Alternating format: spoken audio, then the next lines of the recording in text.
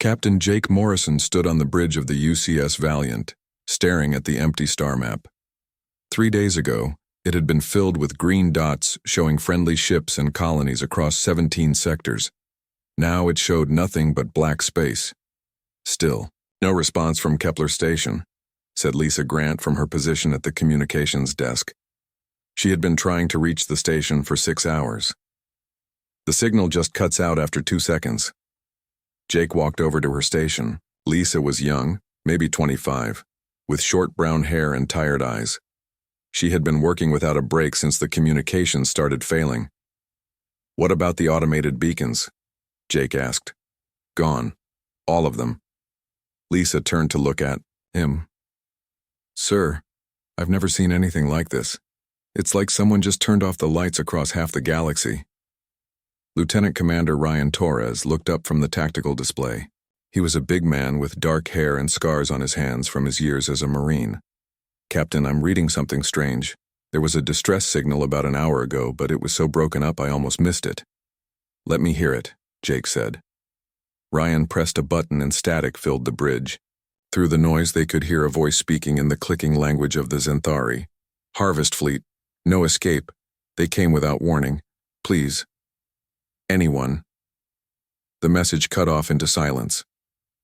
"Where did it come from?" Jake asked. "Havens. Rest. The Xanthari colony in the Kepler 442 system," Ryan said. "But that's impossible. The Xanthari don't have enemies. They're peaceful traders." Jake had met Xanthari before. They were small, four-armed aliens who spent their time growing food and making art. The idea of them sending a distress call about a harvest fleet made no sense. "Lisa, can you clean up that signal?" "I can try, sir." She worked at her console for several minutes. The static slowly cleared, and they could hear the voice more clearly. "This is Colony Leader Vethma of Havens. Rest, Harvest Fleet has arrived. Ships beyond counting. They're taking everything. The cities are gone. The people, oh God, the people." The voice broke into sobs, then static. Jake felt a cold chill run down his back. Havens Rest had 3 million Xanthari living on. It was one of their most beautiful worlds with floating cities and crystal gardens. "Sir," Ryan said quietly, "the Galactic Council ships stationed in that sector. The elegant sunrise and the peaceful dawn. I can't reach them either." Those were big ships, each carrying 5,000 crew members from different species. If they were also gone, "Get me Admiral Sullivan," Jake ordered. It took several minutes to connect to Earth Command. When Admiral Kate Sullivan's face appeared on the screen, she looked as worried as Jake felt. "Captain Morrison, I assume you're calling about the communications." "Blackout." "Yes, ma'am. We intercepted a distress call from Havens Rest. Something about a harvest fleet attacking the colony." Admiral Sullivan was quiet for a moment. She was in her 50s with gray hair and sharp blue eyes. She had been fighting wars since before Jake was born. "We've lost contact with 47 colonies in the past 3 days," she said finally.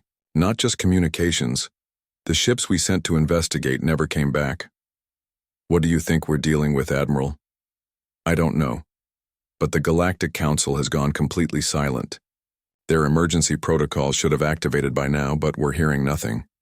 Jake thought about that. The Galactic Council included dozens of species, some of them thousands of years older than humanity. They had technologies that humans could barely understand. If they had gone silent. "Admiral, we need to investigate. If there's something out there that can take out Council ships, we need to know what it is." "Agreed. But Captain, I want you to understand something. Humanity isn't officially part of the Galactic Council. We have no obligation to help these colonies." That was true. For 50 years, humans had been trying to prove they belonged among the civilized species of the galaxy. Most aliens saw them as violent primitives from a dangerous world. The Council had been polite but distant. "With respect, Admiral, if something is killing entire colonies, it's going to come for Earth eventually."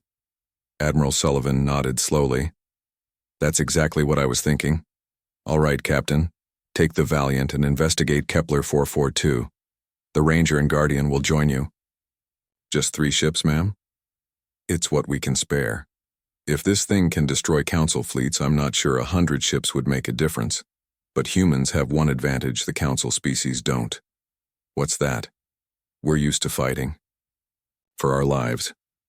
These aliens grew up on gentle worlds where the biggest danger was bad weather. We grew up on Earth where everything was trying to kill us.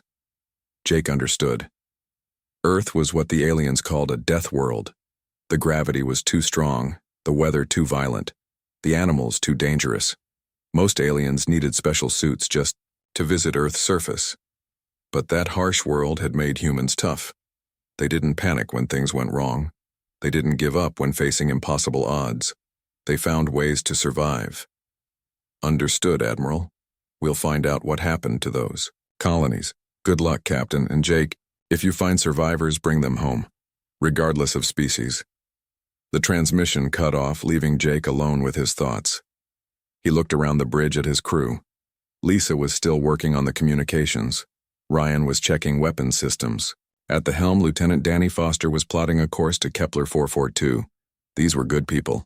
They had volunteered to serve on a ship that might never see Earth again. They trusted him to bring them through whatever was coming. All hands, this is the captain, Jake said over the ship's communication system. We're heading to investigate. What happened to the colonies?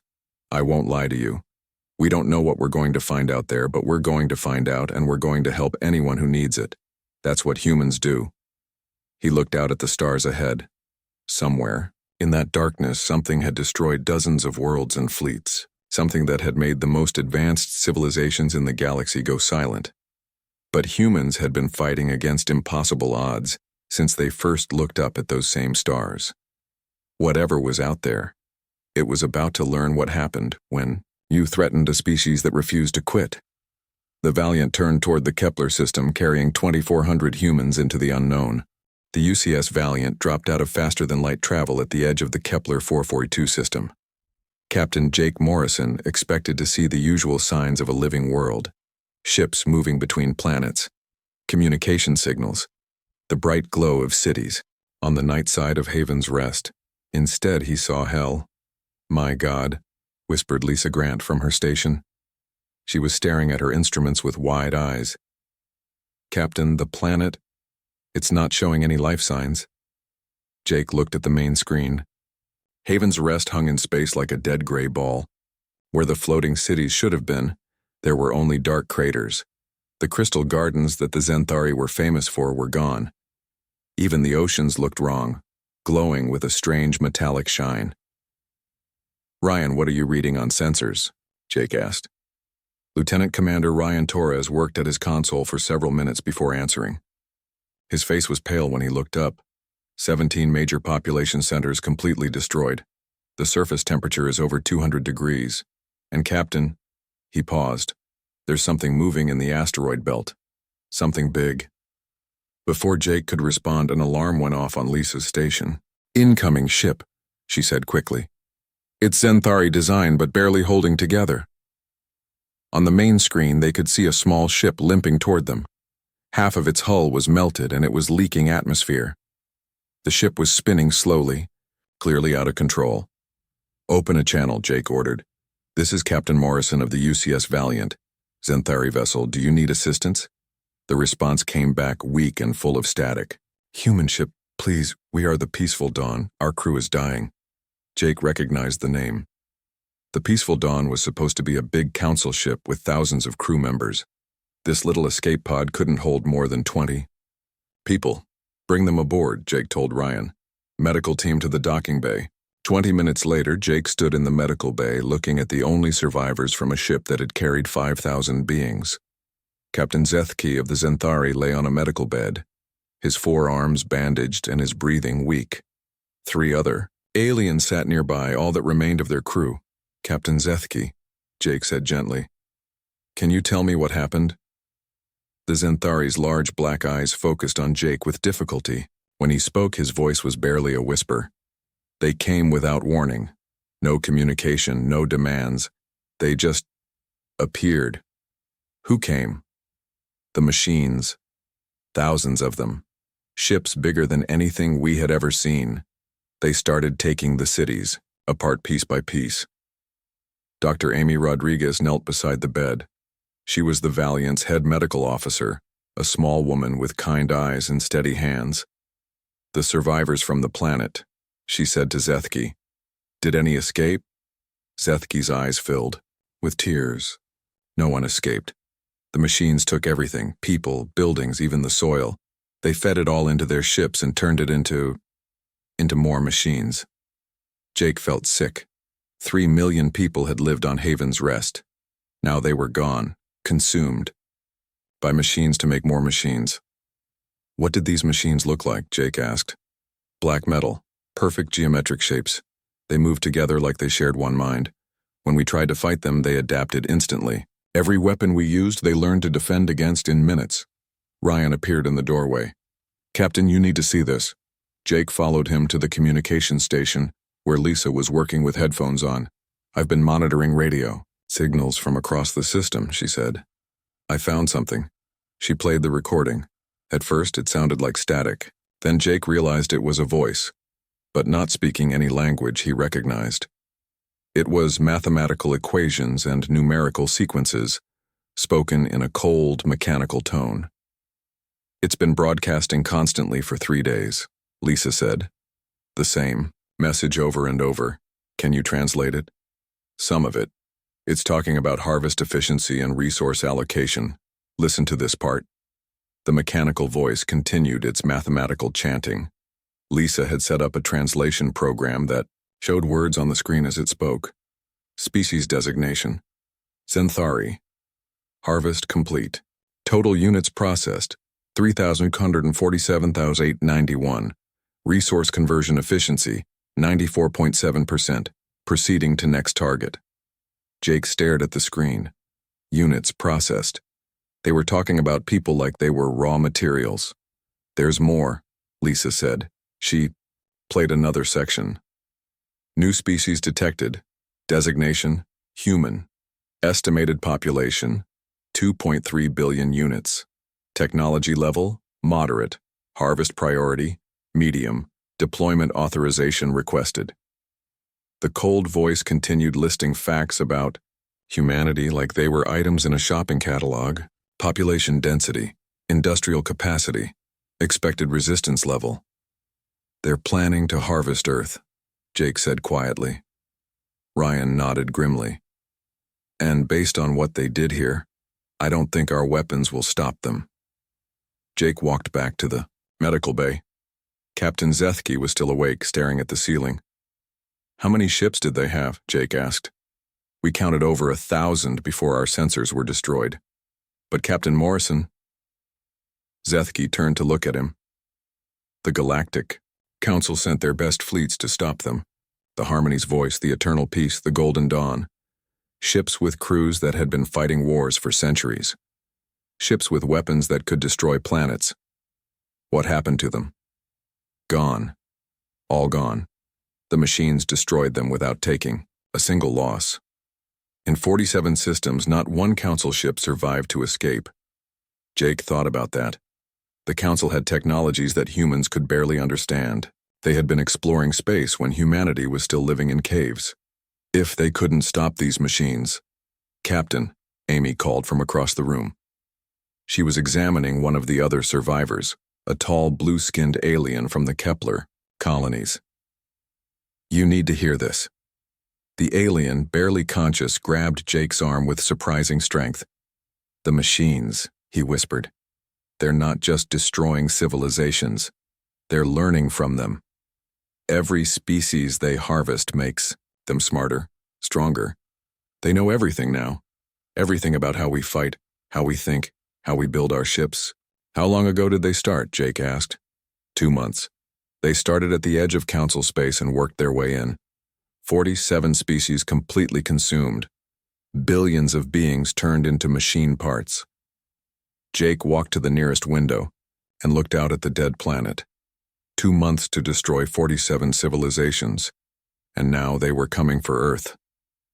But as he watched, something moved in the asteroid belt. A dark shape bigger than a city slowly turning in the light of the system star. Then another, and another. "Lisa," he called. "How many ships are in that asteroid field?" She worked at her console for several minutes. When she looked up, her face was white. "Over 300, Captain, and they're all heading for the jump point to Earth." Jake looked around at his crew. 2,400 humans against an enemy that had destroyed entire civilizations. An enemy that was already on its way to harvest his homeworld. But humans had one thing the other species didn't. They came from a world that had tried to kill them every day for millions of years. They knew how to fight when there was no hope of winning. "Set course for Earth," Jake ordered. "Maximum speed. We need to warn them what's coming." As the Valiant turned away from the dead system, Jake made a silent promise. Whatever these machines were, wherever they came from, they were about to learn something the other species couldn't teach them. They were about to learn what happened when you threatened a species that refused to die quietly. The UCS Valiant raced through space toward Earth, but Captain Jake Morrison knew they would not arrive in time. The machine ships were faster and had a head start. By the time the human fleet reached home, the harvest fleet would already be there. "Captain," said Lieutenant Commander Ryan Torres from his tactical station, "we're receiving a priority message from Admiral Sullivan." Jake walked to the communication station where Lisa Grant was working to clear up the signal. When Admiral Kate Sullivan's face appeared on the screen, she looked older than when Jake had last seen her 3 days ago. "Captain Morrison, report." "Admiral, Haven's Rest is gone. 3 million Zenthari harvested by machines that turn living beings into raw materials. The survivors say the machines have destroyed 47 species in 2 months. Admiral Sullivan was quiet for a long moment. Behind her, Jake could see other officers moving quickly through Earth Command headquarters. "How long do we have?" she asked. "The machines are already on their way to Earth, maybe 6 hours at most." "Understood." "Captain, I'm recalling all human ships to Earth orbit. We're going to make our stand here." Jake looked at his crew. They were right, listening to every word, their faces serious but not afraid. That was the difference between humans and the other species, Jake realized. When facing certain death, humans got ready to fight. "Admiral, the Council species tried to fight these machines in space battles. It didn't work. We need a different approach." "What do you suggest?" Before Jake could answer, Sergeant Major Tony Chen spoke up from the back of the bridge. Chen was the leader of the Valiant's Marine Unit, a tough man with gray hair and scars from a dozen battles. "Permission to speak, Admiral?" Sullivan nodded. "Ma'am, I've been thinking about what Captain Zethke told us. These machines learn from every species they fight. They adapt to weapons and tactics within minutes. But they've only fought civilized species." "Explain." Chen stepped forward, his hands behind his back in military posture. "The Council species fight with honor. They use established tactics. They follow rules of war. But humans don't fight fair, Admiral. We fight to win." Jake understood what Chen meant. Every human in the fleet came from Earth, a world where everything was dangerous. Gravity that could crush most aliens. Weather that could kill. Animals that hunted in packs. Humans had survived by being smarter, tougher, and more ruthless than anything else on their planet. "The machines expect logical responses," Jake said. "When they attack, civilized species try to defend their cities and protect their civilians. But what if we don't do what they expect?" Admiral Sullivan leaned forward. "Go on. What if instead of fighting them in space, we let them come to us? What if we use Earth itself as a weapon?" Dr. Amy Rodriguez had been listening from the medical bay doorway. She stepped onto the bridge, her face excited. "Captain, I've been studying the data from the machine transmissions. They calculate everything based on predictable behavior patterns. But human behavior isn't predictable, even to other humans." Lisa looked up from her communication station. "I've been monitoring their signals. They're still broadcasting those mathematical sequences. But now they're including data about human military capabilities. They think they know how we'll fight." Jake smiled grimly. The machines were about to learn that humans didn't fight the way other species did. "Admiral, request permission to try something that's either brilliant or completely insane." At this point, Captain, I'll take either one. What do you have in mind?" Jake looked around at his crew. These people had followed him across the galaxy to face an enemy that had destroyed entire civilizations. They trusted him to find a way to win against impossible odds. We're going to board their ships. The bridge went silent. Even Chen looked surprised. Sir, Ryan said carefully, those ships are over 1 kilometer long. They're heavily armored and full of machines that can adapt to any weapon. That's exactly why it will work, Jake said. Every species they've fought has tried to destroy their ships from the outside. No one has tried to rip them apart from the inside. Admiral Sullivan was quiet for a moment.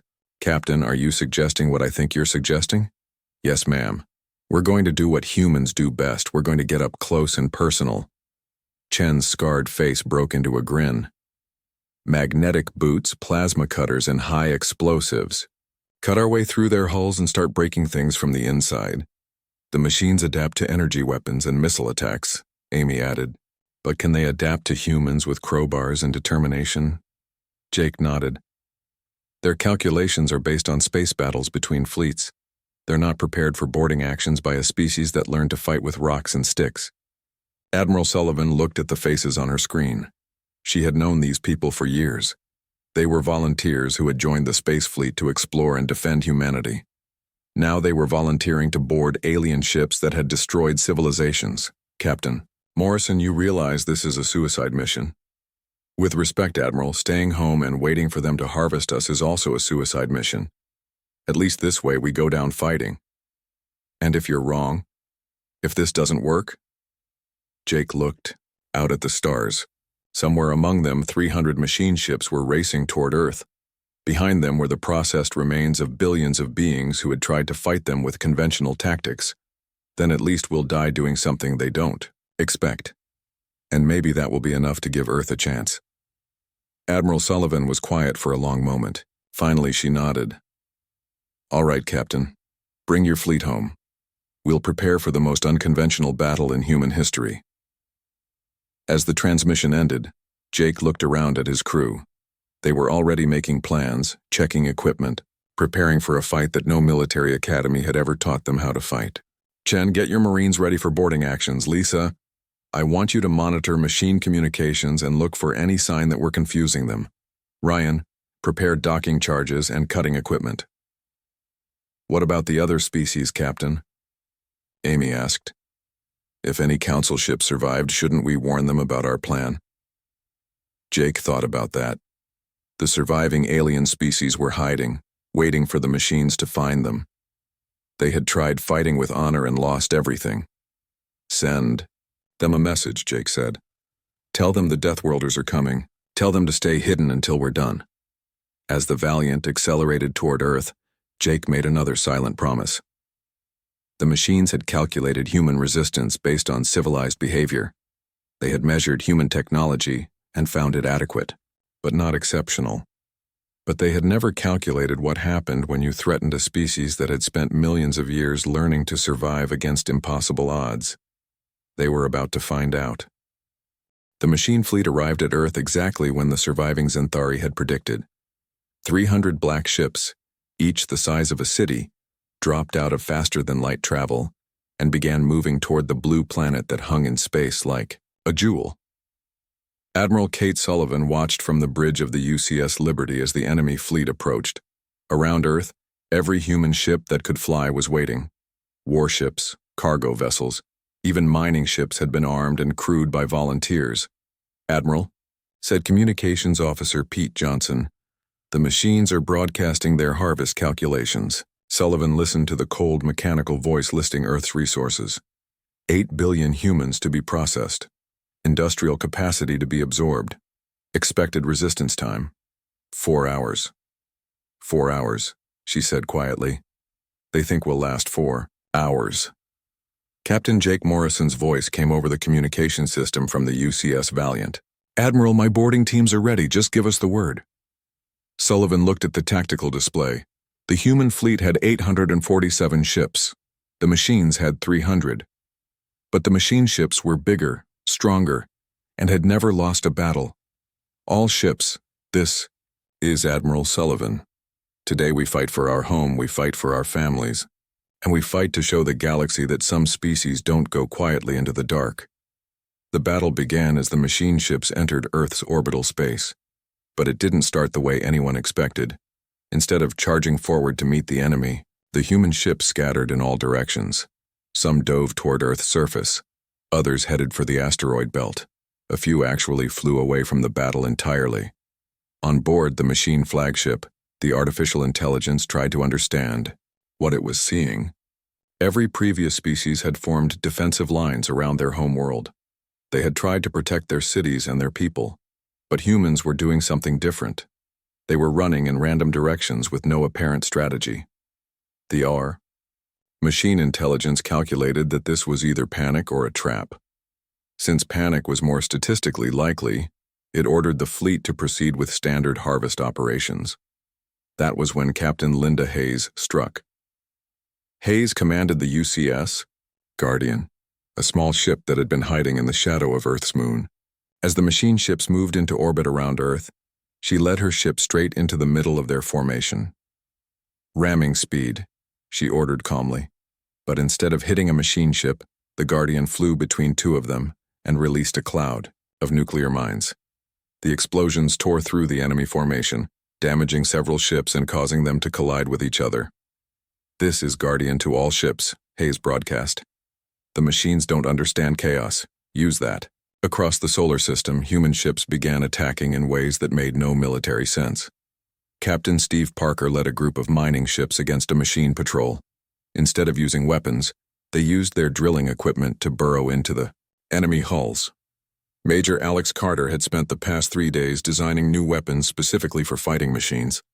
Instead of elegant energy beams, his teams used kinetic weapons that fired chunks of metal at incredible speeds.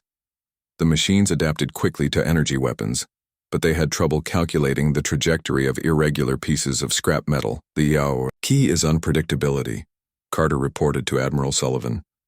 "Every time we do something random, their response time increases." But the real breakthrough came when Dr. Nancy Wells made a discovery about the machine intelligence. She had been studying their communication patterns when she noticed something strange. "Admiral," she called from her science station.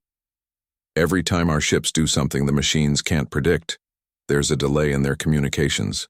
It's like they have to ask for instructions." Sullivan understood immediately. The machines were connected to each other through their artificial intelligence. When one machine encountered something unexpected, it had to send the information to the Central Intelligence for analysis. "Communications, patch me through to all ships," Sullivan ordered. When the channel was open, she spoke to every human in the fleet. "Listen carefully. The machines share information instantly, but only when they understand what they're seeing. Every time we confuse them, we slow down their entire fleet, so I want you to be as confusing as possible." What happened next would have made military historians cry. Human ships began playing loud music on all frequencies. They painted bright colors on their hulls. Some ships flew in formations that spelled out words in languages the machines had never encountered. Communications Officer Pete Johnson began broadcasting human poetry, jokes, and war songs directly at the machine fleet. The artificial intelligence tried to analyze the meaning of a limerick about a man from Nantucket and suffered a processing error that delayed its response by 30 seconds. But the turning point came when Jake Morrison led the first boarding action. Morrison had equipped his Marines with magnetic boots, plasma cutters, and enough explosives to level a building. As the machine ships tried to calculate human fleet movements, Morrison's team quietly attached their ship to the hull of an enemy vessel. "Remember," Morrison told his team as they prepared to cut through the hull, "we're not here to fight fair. We're here to break things." They cut through the outer hull and found themselves inside a ship that was more like a factory than a warship. Conveyor belts moved processed materials through corridors lined with manufacturing equipment. The air smelled like hot metal and electricity. "Spread out," Morrison ordered. "Find the important-looking stuff and blow it up." The Marines moved through the ship, following corridors that seemed to have been designed by someone who had never heard of human anatomy. They had to crawl through spaces meant for machines, climb walls that were too steep, and navigate in gravity that was all wrong. But they were humans. They had evolved on a world where everything was trying to kill them. Awkward spaces and dangerous environments were just Tuesday for them. They found the ship's main processing center, a room filled with equipment that hummed with power. Sergeant Major Tony Chen looked at the complex machinery and shrugged. "When in doubt, blow it up," he said, placing explosive charges on anything that looked important. The explosions tore through the ship's central systems. Lights went out. The humming stopped. The conveyor belts ground to a halt. More importantly, the ship's connection to the machine intelligence was severed. For the first time in the battle, a machine ship was operating on its own, without the guidance of the collective intelligence, and it had no idea what to do. "Morrison to all ships," Jake broadcast. "Boarding actions work. Get inside these things and start breaking them from the inside out." Across the battle, human ships began attaching themselves to machine vessels. Teams of Marines, engineers, and even civilian volunteers cut their way inside the enemy ships and began tearing them apart with tools, weapons, and bare hands. The machine intelligence found itself facing something it had never encountered before. It could calculate the trajectory of missiles and the power output of energy weapons, but it could not calculate the determination of a human with a crowbar who refused to give up. For the first time since the harvest began, machine ships started to fall silent, and the artificial intelligence experienced something new. Something it had no programming to understand. It experienced doubt. The machine intelligence was learning fear. For the first time in its existence, the artificial mind that controlled the harvest fleet found itself unable to predict what would happen next. 17 of its ships had gone silent, torn apart from the inside by humans who refused to follow any logical pattern of behavior. Admiral Kate Sullivan watched the tactical display as more machine ships fell to boarding parties. But she knew the real battle was just beginning.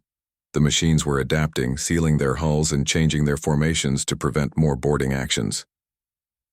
"Admiral," said Dr. Nancy Wells from her science station, "I'm detecting massive energy buildup from the enemy flagship. I think they're preparing to destroy Earth's surface." Sullivan looked at the largest machine ship, a massive black construct that hung in space like a metal mountain. If it fired on Earth with full power, billions would die in minutes. "All ships, concentrate fire on the flagship," Sullivan ordered. But as the human fleet turned toward the enemy command ship, something unexpected happened. The machine ships began retreating, pulling back toward the edge of the solar system. Captain Jake Morrison's voice came over the communications from inside a machine ship he was currently destroying. "Admiral, they're running. The machines are actually running away." But Dr. Wells shook her head. "No, Captain, they're not retreating. They're regrouping. Look at their formation." Sullivan studied the tactical display and felt her blood turn cold.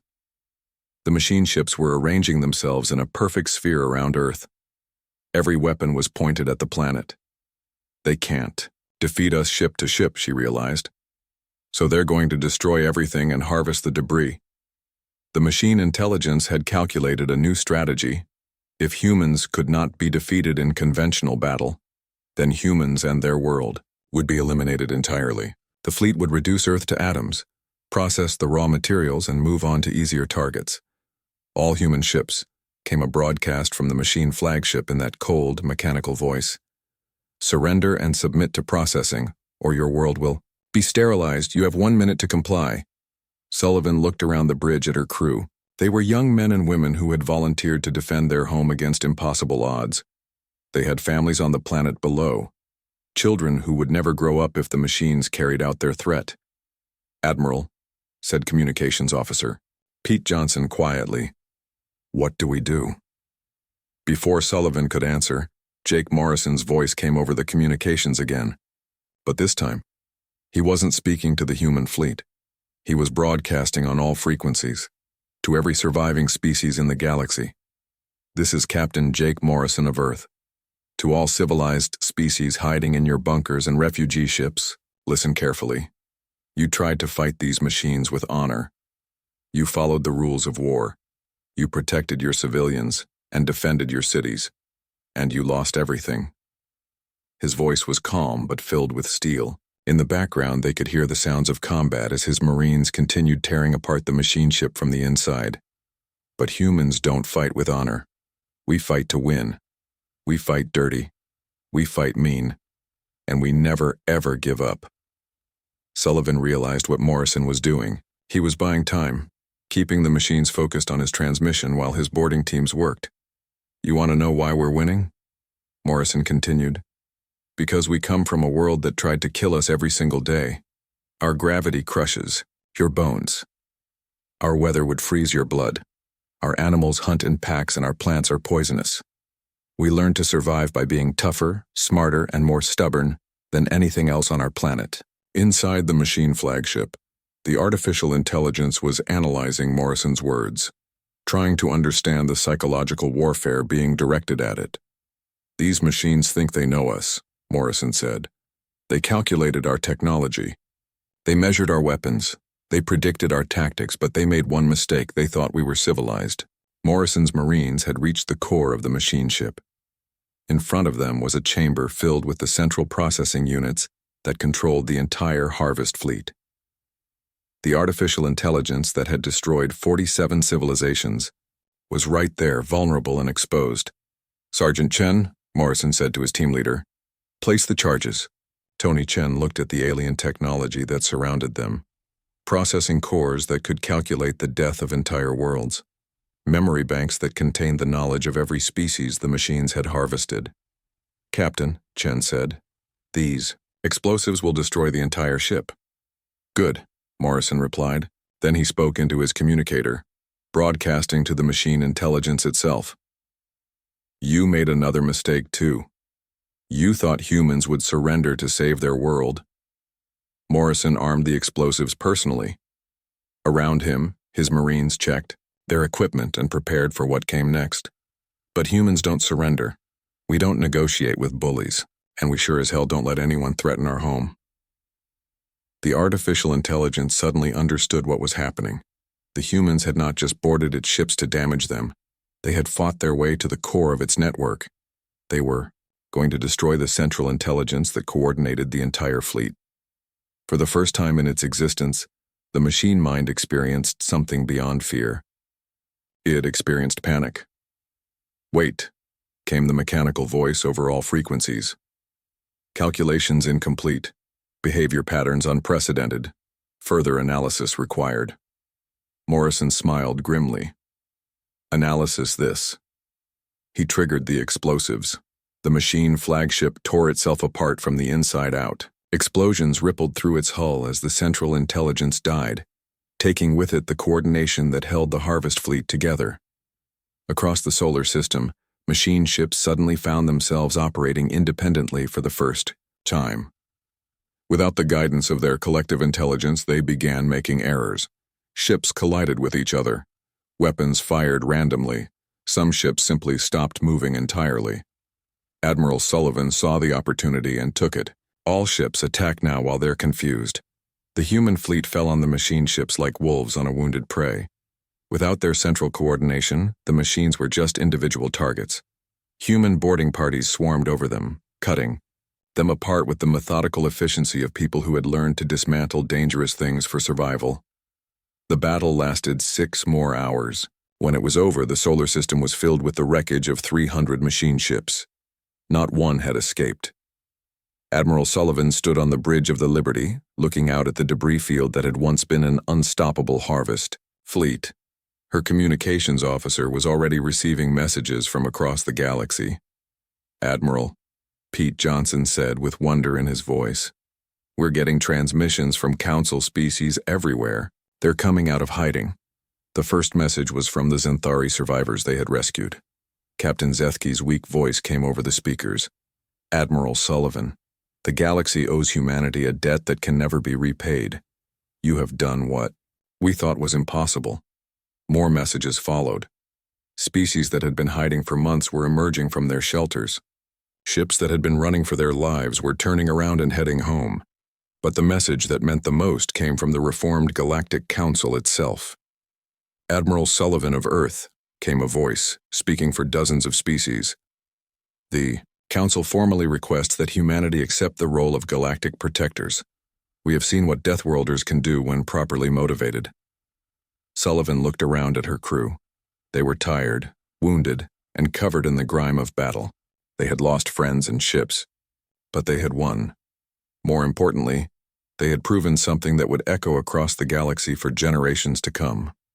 When civilized species faced extinction, when honor and dignity failed, when hope was lost and surrender seemed inevitable, there was still one option left: call the Deathworlders. "This is Admiral Sullivan to all species," she broadcast across the galaxy. "Earth Command stands ready to assist any world threatened by forces beyond their ability to handle. No warnings necessary, no negotiations required. Just call us and we'll answer." She paused, looking out at the stars that were now safe because humans had refused to be reasonable. Because that's what Deathworlders do. The transmission ended, but the message would travel across the galaxy for centuries. When the civilized species of the universe needed someone to do the impossible, to fight the unwinnable fight, to stand against the darkness when hope was gone, they knew who to call. They called the humans from the dangerous world, the Deathworlders who answered the call.